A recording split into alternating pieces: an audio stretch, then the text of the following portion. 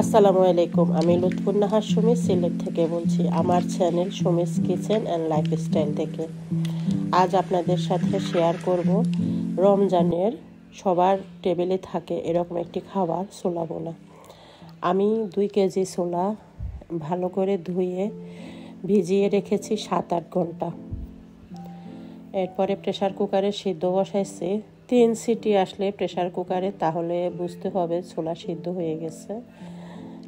এই যে দেখেন, আমি ছোলাগুলো আবার ধুয়ে নিয়েছি,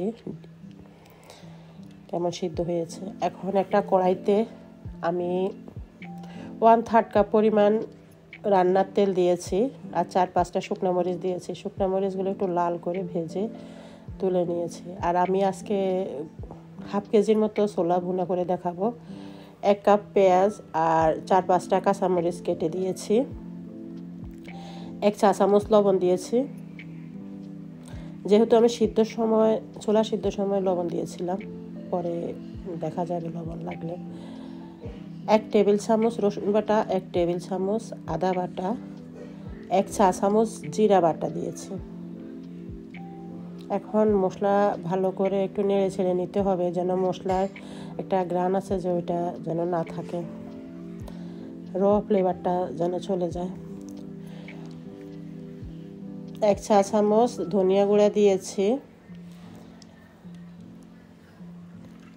1 চা চামচ হলুদ গুঁড়া, 1 চা চামচ মরিচ গুঁড়া।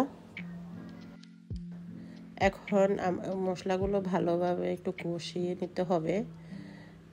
সামান্য পরিমাণ পানি দিব, যেন মশলাটা ভালো করে কষানো হয়।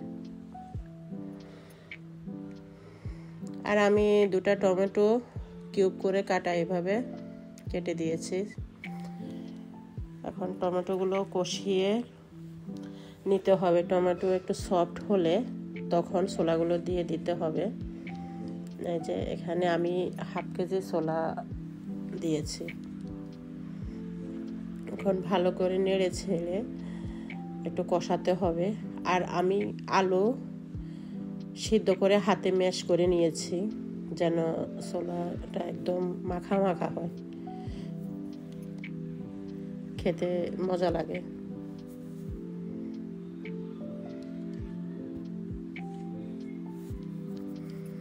এই পর্যায়ে এসে বেশিক্ষণ লাগে না ছোলা বোনা করতে। এখন ভালো করে নেড়ে ছেড়ে কষিয়ে নিতে হবে। আর সামান্য পরিমাণ পানি দিয়ে দিয়েছি, যেন মশলা ভালো করে ছোলার ভিতরে ঢুকে। আমার মনে হয়েছে যে লবণ একটু কম হয়েছে, আমি আবার একটু লবণ দিয়েছি।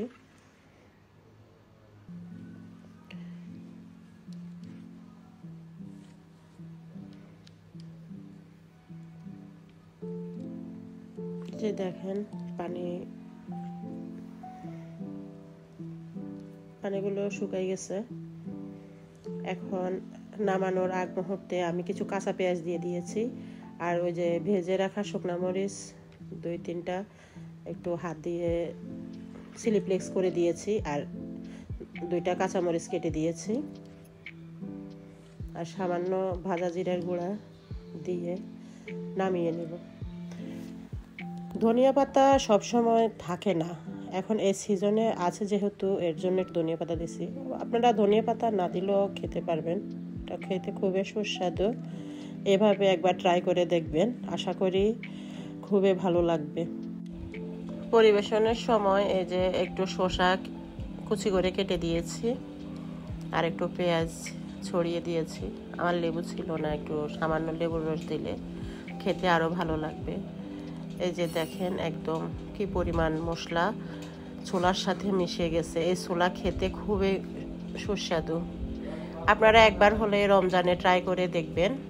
ভিডিওটি এখানে শেষ করছি। আসসালামু আলাইকুম।